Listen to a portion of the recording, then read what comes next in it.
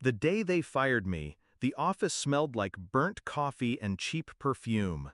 I was sitting at my desk, closing out the last of my emails, when my manager's shadow blocked my screen. Her lips curled around the words like she'd been rehearsing them for weeks. "Pack your desk. You're terminated." I didn't ask why. I didn't argue. I just looked at her, slow and steady, until she flinched. Then I smiled, not wide, just enough for her to see I wasn't surprised. Because I'd already left. And she didn't know that what she thought she was taking from me was already gone. Flashback, 2 months earlier. It started with a funeral. My boss, Margaret, collapsed in her office on a Tuesday afternoon. Heart attack. Gone before the ambulance arrived. I was the one who found her. I stayed until her family came, until the paramedics zipped the bag. She was more than a boss. She was the one who had pulled me out of a failing department 3 years ago and handed me the biggest accounts in the firm. At the wake, her husband took me aside. His eyes were swollen from grief. "She trusted you," he said. "I know she'd want you to keep running her portfolio. 12 long-term clients. $1.2 million in annual contracts. Her life's work." I nodded, but I didn't tell him I'd already seen what was coming. The signs had been creeping in for months. The new regional manager, let's call her Dana, had been circling my accounts like a vulture, sitting in on my calls without invitation, asking for status updates that had nothing to do with her role. At first, I thought she was just ambitious. Then I started hearing from clients, subtle things. She was emailing them directly, offering additional services under her name, taking them to lunch without me. One night I stayed late, walked past her office on my way out. She didn't see me. She was too busy scrolling through my client list on our internal CRM, jotting notes. That's when I knew. She wasn't building her own empire. She was coming for mine. So I didn't get angry. I got quiet.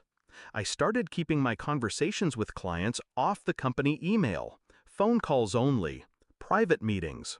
I updated contact information, my personal cell, my personal email slipped casually into conversations. And then, slowly, I started shifting things. Every renewal date moved up. Contracts rewritten to be with me personally as their account lead, not the firm. I spoke to legal, off the record, to make sure every signature was airtight. By the time Margaret's funeral came, the portfolio Dana thought she'd inherit was already out of the company's hands. Execution began the day after the funeral. The clients knew about Margaret. I kept the calls personal. No sales pitch, just, "I'll take care of you. I always have." One by one, they agreed to follow me. I didn't quit right away. I waited. Let Dana think I was grieving too hard to be a threat. She kept pushing, showing up in my meetings, asking for my files. I gave her copies, but not the originals, never the real numbers. By the 3rd week, she was telling other managers that I was dropping the ball.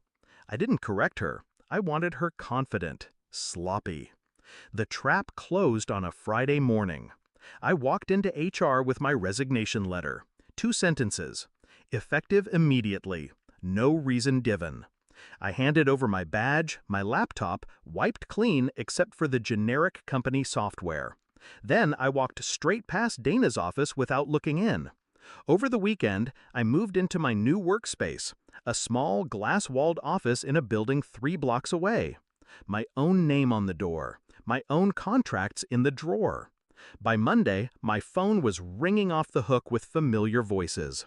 Clients telling me they'd moved with me, that they'd already informed the company they wouldn't be renewing.